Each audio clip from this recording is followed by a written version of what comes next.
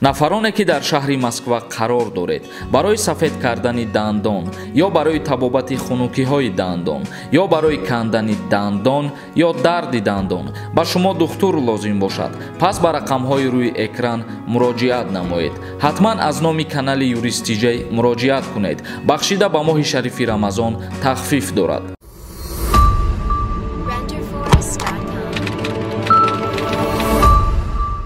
ассалому алайкум ба ҳама тамошобинони барномаҳои канали юристиҷей, барномаҳои Сорбон Сафаров. Тамошобинони азиз, нафароне ки мехоҳанд проверка кунанд ки регистратсияҳошон дар базадани Россия ҳаст ё ки не, рақамҳои рӯи экран да WhatsApp шуда муроҷиат кунед, проверка мекунад ва ба шумо ҷавоби аниқ мегардонад. хабари мо оиди манъи вуруди беш аз 50 000 муҳоҷир бар Федератсияи Россия.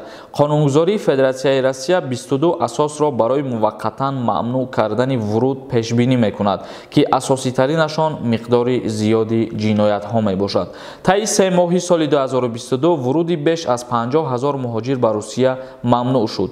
дар ин бора вазорати корҳои дохилии Федератсияи Россия расман эълон намуд.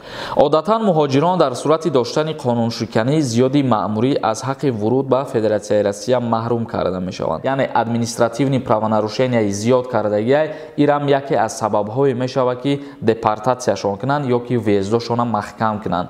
агар шахсиятҳое ки дар Россия қарор доред, шумо административни правонарушенӣ мекунед, якчандта пайҳам ва штрафотон агар споридагирам бошен, метавонанд ки шуморо въездтона маҳкам кунанд, депортатсиятон кунанд. дар базадани въезди шумо маҳкам мешавад. ба ҳамин хотир ба ҳамаи шумо чӣ мегум? тавсиятон метавонам ки як бор въездотона проверка кунед ки депортон кардагӣ ҳастанд ё ки не. дар рақамҳои рӯи экран WhatsApp да муроҷиат кунед, проверка мекунад, ҷавоби аниқтон мегардонад. ҷасурбек нависондай: ассалому алайкум ака, созен хубен, рамазон муборак. як савол доштум. додарам дар мактаб мехонад, синфи 11. барои додарам загранпаспорт додестан. меган талабаи мактабда дода намешава. ягон хел қонун биромадагия ё не? пешакӣ раҳмат. загранпаспорт сину сол надора бародари азиз. то ҳатто кӯдаки 1 сола ё 10 сола ё 100 сола дар ҳама дода мешавад. ягон қонун биромадагӣ нестай, ман кардагӣ нестан гирифтани шиносномаи хориҷира. ҷамшед нависондай: ака, дар Тоҷикистон электрошокер истифода бурдан мумкин аст ё ки не? мумкин нестай. мутобиқи моддаи 237 кодекси ҷиноии ҷумҳурии Тоҷикистон истифода бурдани предметҳои ба монанди силоҳ манъ мебошад ва ҳар касе ки ягон ҷиноят содир мекунад ба ҳамин гуна предметҳо ба ҷавобгарии ҷиноятӣ кашида мешавад. нурова нависондай: салом алейкум, агар патент срокаш буд шава, официални кор накуни, патентат буд шава, граница бояд гузари ё продлид мешава када. агар Тоҷикистон рави 10 рӯз истода метавонӣ ё бояд 3 моҳ бестӣ?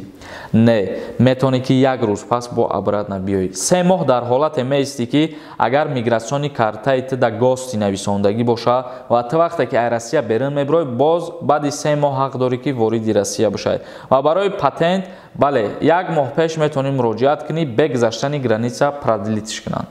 умар ва саидов инамиё бисёр савол нависондагианд дар чандин видеоҳо. хоҳиш мекунам ки видеои гузаштаро тамошо кунед, чунки ба саволи махсус ҳарди шумо ман ҷавоб додагиам. ай сабабе ки видеоро хуб тамошо намекунед, баъд баъзет мегӯед саволи мо да ҷавоб надодӣ. агар ки ҷавоб нагирифта бошед, олиам дар инстаграми ма бидроен, обуна бишед ва саволтона рӯй кунед. тикток нависондай: ассалому алейкум бародар, савол дорам, масъалаи документ WhatsApp та тез зарур аст. дар инҷа саволта навис ё ки дар инстаграм пешниҳод ка суҳбат мекунем. саидов нависондай: ака, агар ваени билети нигодни харӣ ва як годни када меша, барои ягонҷо кор диромадан зарар дора ё ки не? бале, ваени билети нигодни барои кор ва фаъолият кардан дар ягон мақомотҳои ҳифзи ҳуқуқӣ зарари хача мерасонад, яъне ки кор карда наметавонӣ дар ягон мақомоти ҳифзи ҳуқуқ. шаҳром тиҷей нависондай: салом алейкум брат, ман дар Москва 5000 штраф доштам, Тоҷикистон омадам, въездам кушода, равм патент гирам мешида бошад. агар въездат кушода бошад, мешава бародари азиз. бобо нависондай: ака, ман таваллуди 94, мара хизмат мебаранд, ман донишгоҳ мехонам, мегӯям буд кини 94 ман хизмат мери рост. агар ки ба хоҳиш худат брат 1 сол хизмат мекунӣ, вале ба мутобиқи синни солут бугӯ, агар барои даъват ба хизмат гузаштагӣ аллакай. тамошобинони азиз, ба ҳамин видеои худмона ҷамъбаст мекунем то барномаҳои дигар. худованд ҳамаи мо шуморо нигаҳбон бошад. Ширкати дорувории Шифо бахшида ба моҳи шарифи Рамазон тахфиф эълон кардааст. Эпимедиум неа паста барои зиёд кардани қувваи мард, равғани сиёҳдона барои ҳамаи дардҳо ва инчунин доруҳо барои гардиши хунро хуб кардан ва дарди дилро нес кардан, доруҳо барои зиёд кардани риш ва мӯи сар. Ширкати бародарони тоҷик дар хизмати шумо мебошанд. ҳатман аз номи канали юристиҷей муроҷиат кунед. 20% тахфиф дорад.